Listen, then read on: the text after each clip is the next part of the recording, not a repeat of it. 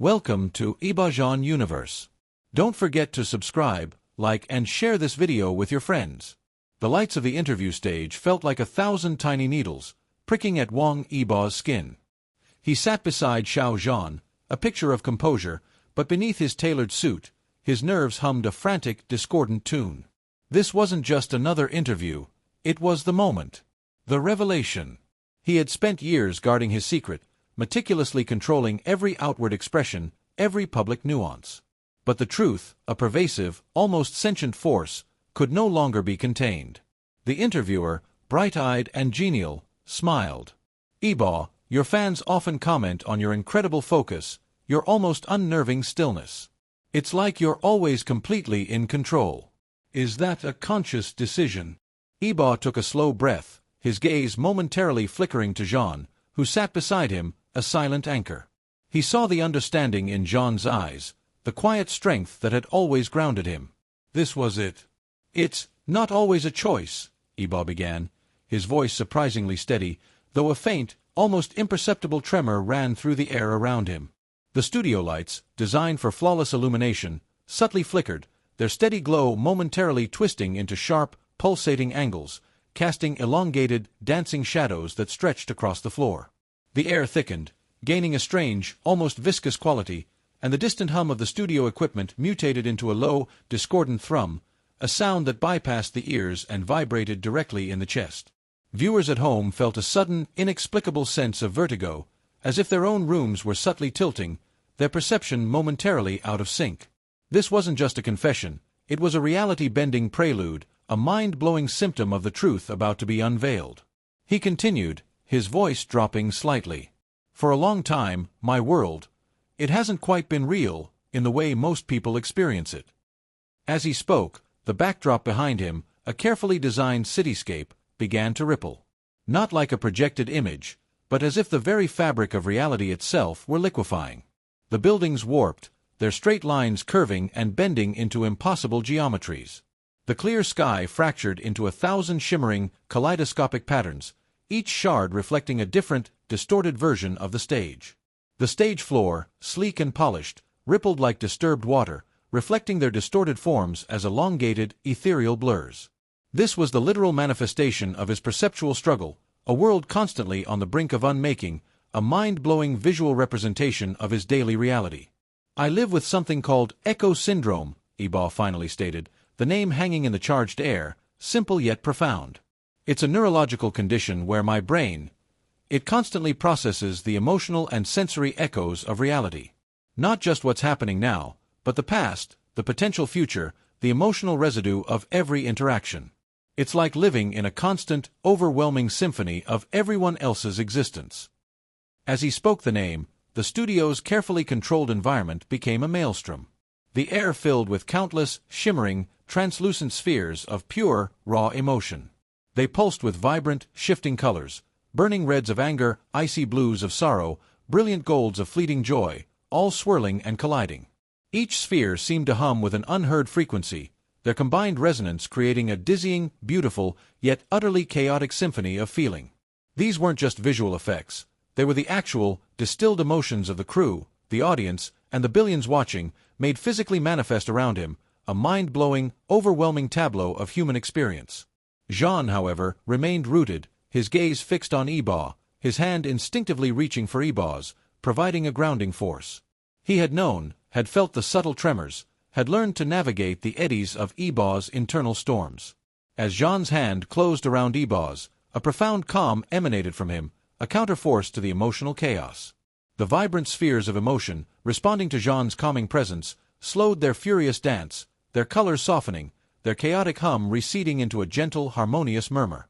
It was Zhan's empathy, his innate ability to absorb and soothe, acting as a buffer, a living shield against the overwhelming echoes that constantly besieged Yibo. "The stillness you see," Yibo continued, his voice gaining strength, his eyes fixed on the camera, "is my constant battle to contain it, to filter the noise, to appear normal. Otherwise, it would overwhelm everything. Everyone." He paused, and then, with a profound, raw honesty, he demonstrated the full extent of his condition. He concentrated, releasing a fraction of his usual control. The studio didn't just warp, it began to actively dissolve into a flowing river of fragmented moments.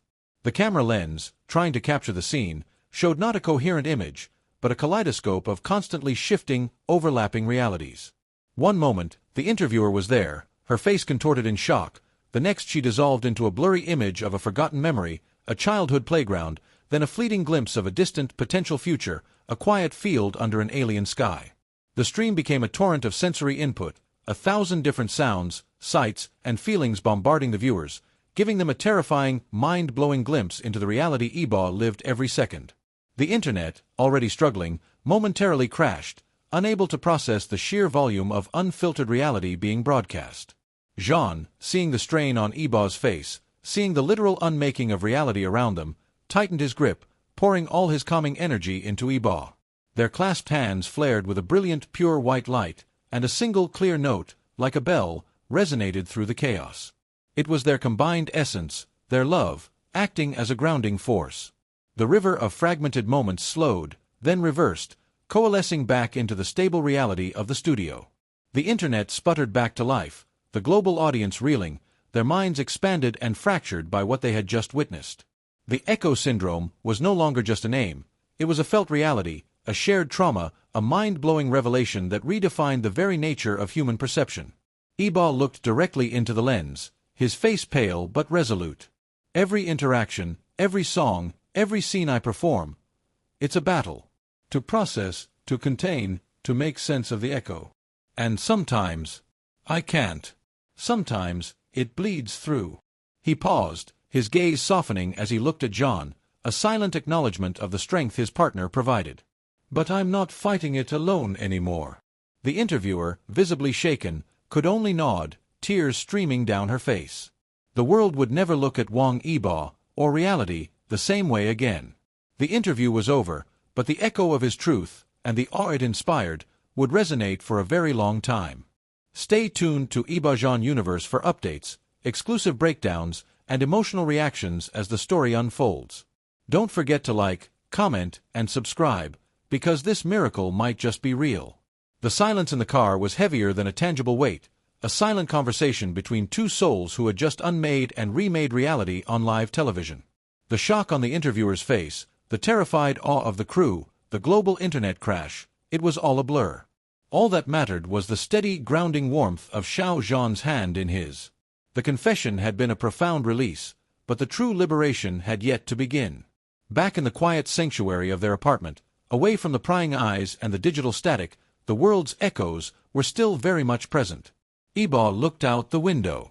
The city lights, usually a coherent mosaic, now pulsed with 1,000 different, overlapping emotions. He could see them, swirling and colliding, the bright red flicker of a couple's argument in a distant building, the cold blue wave of loneliness from a solitary figure walking a dog, the faint yellow glow of a shared laugh from a nearby restaurant.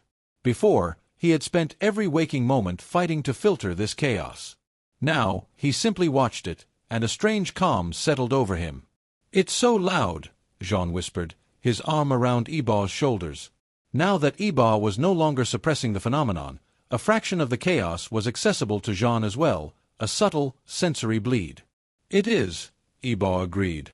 But instead of flinching, he smiled. He took Jean's hand in his, a quiet purpose in his eyes. "But it's not just noise anymore. It's data." He focused his will, his inherent powerful presence, and Jean, with his boundless empathy, poured into the act with him. Yibo looked out at the churning, chaotic sea of urban emotions. He pointed towards the distant flicker of red, the couple's argument. With a combined, silent intention, they reached out with their minds, and the red light didn't just fade, it began to change. It separated into two distinct, smaller lights, weaving around each other, their colors softening, the frantic pulse slowing. The cold blue wave of loneliness didn't just disappear, it was infused with a gentle, warm yellow, transforming into a harmonious, hopeful blend. They were no longer just observers of the echoes, they were active conductors of the world's emotional state. The city outside their window was now a live canvas for their love, a mind-blowing symphony of color and light that was a direct result of their combined will, a public space made beautiful by a private act. This new reality, however, had an even more personal manifestation. As they sat together, a comfortable silence settling over them, The air around them began to shimmer. It wasn't the chaos of the city's echoes. This was different. This was their echo. The shimmering coalesced into a beautiful glowing tableau of a single moment, them sitting on a quiet mountain peak, years ago, sharing a silent, comfortable meal. But the moment wasn't just a vision. It was a perfectly rendered, three-dimensional reality. The air was filled with the exact scent of the mountain wind, the warmth of the sun on their skin, and the quiet contentment they had felt.